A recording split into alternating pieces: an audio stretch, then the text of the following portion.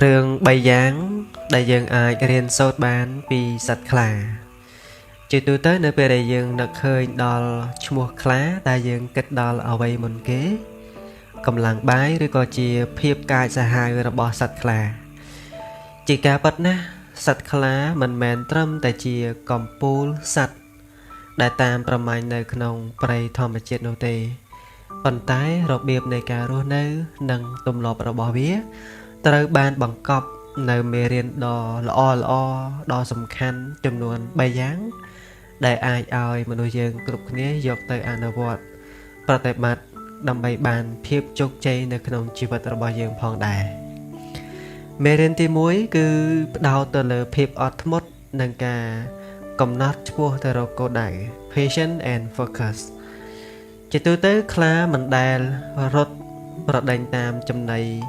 ដោយគ្មានផែនការច្បាស់លាស់នោះឡើយនៅពេលដែលវាឃើញគោលដៅវាប្រៀបបានដូចជាការធ្វើសមាធិវាសំងំយ៉ាងស្ងៀមស្ងាត់អត់ធ្មត់និងរងចាំឱកាសដ៏ល្អមួយទើបវាចេញធ្វើសកម្មភាព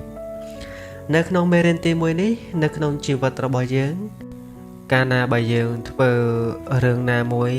ដោយប្រញាប់ប្រញាល់ឬក៏តក់កុហលខ្លាំងពេកអាចធ្វើឲ្យយើងបាត់បង់ឱកាសដ៏ធំមួយចេះអត់ធ្មត់និងផ្ដោតទៅលើគោលដៅរបស់យើងឲ្យច្បាស់លាស់ទើបយើងចេញធ្វើសកម្មភាពទៅបានជោគជ័យចំណែកឯមេរៀនទី2គឺជាការស្គាល់ឬក៏ធ្វើ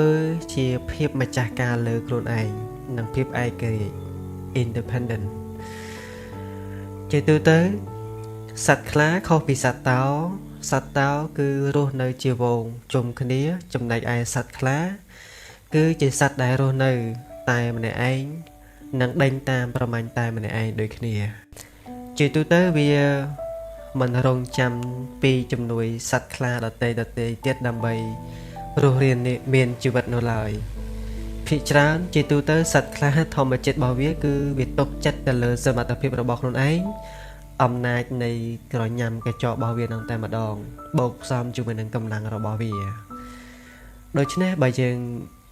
ក្រឡេកមកមើលសកម្មភាពរបស់យើងវិញបើទោះបីជាការ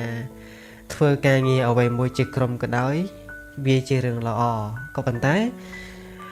កាន់តែល្អទៀតគឺយើងត្រូវតែរឹងមាំដោយខ្លួនឯងផងដែរកុំរំពឹងទៅលើសមត្ថភាពរបស់អ្នកដទៃខ្លាំងពេករៀនធ្វើជាម្ចាស់ការនៅលើជីវិតរបស់ខ្លួនឯងកំណត់ភាពជោគជ័យនិងរៀនសម្រេចចិត្តដោយខ្លួនឯងចំណែកឯមេរៀនចុងក្រោយគឺជាមេរៀនទី3បានតកតងទៅនឹងភាពក្លាហាននិងការមិនចោះចាញ់ហ្នឹងដូច្នេះការប្រមាញ់របស់សត្វខ្លាមិនមែនសុទ្ធតែជោគជ័យ 100% នោះទេភាពបរាជ័យក៏នៅតែមានដែរក៏ប៉ុន្តែសត្វខ្លានៅតែមិនបាក់ទំនុកចិត្តរបស់វាឡើយឬក៏ឈានដល់ការបោះបង់នៃការប្រមាញ់របស់វាសូម្បីតែម្ដងដូច្នេះហើយសត្វខ្លាគឺវាមិនមានអ្វីដែលត្រូវភ័យខ្លាចក្នុងការប្រឈមទៅនឹងបញ្ហាឬក៏ជាឧបសគ្គរបស់វាឡើយចំណែកយើងវិញភាពបរាជ័យនៅក្នុងជីវិតរបស់យើងគ្រាន់តែជាបទពិសោធន៍តែប៉ុណ្ណោះរៀនចាប់ផ្ដើមឡើងវិញដោយកំណត់នៅភាពក្លាហានរៀនពីកំហុសខុសឆ្គងរួចបន្តដំណើរតទៅមុខទៀតនៅក្នុងមេរៀនទាំង3នេះខ្ញុំសង្ខេបដល់វិញគឺទី1គឺបានបង្រៀនឲ្យយើងនឹងរៀនចេះអត់ធ្មត់និងការងារទូទៅត្រូវធ្វើតាមស្ថានភាពជាក់ស្ដែងហើយទី2ភាពជាម្ចាស់ការឯករាជ្យនៅលើខ្លួនឯងនឹងតែម្ដងចំណែកឯទី3ភាពក្លាហានគឺមិនចោះចាញ់ទៅនឹងស្ថានភាពទោះបីជាពេលខ្លះយើងបរាជ័យក៏យើងនៅតែបន្តដំណើរតទៅមុខទៀតដែរដូច្នេះជីវិតរបស់យើងប្រៀបបីដូចជាព្រៃដែលនៅតាមបណ្ដាខេត្តឬក៏តាមព្រៃភ្នំសពថ្ងៃនេះអញ្ចឹងចេញទៅក្រៅរស់នៅដោយមានគោលដៅច្បាស់លាស់ជឿជាក់ទៅលើខ្លួនឯងហើយធ្វើជាខ្លាដែលរស់នៅក្នុងខ្សែជីវិតរបស់យើងសូមអរគុណសម្រាប់ការតាមដានជួបគ្នានៅវីដេអូក្រោយ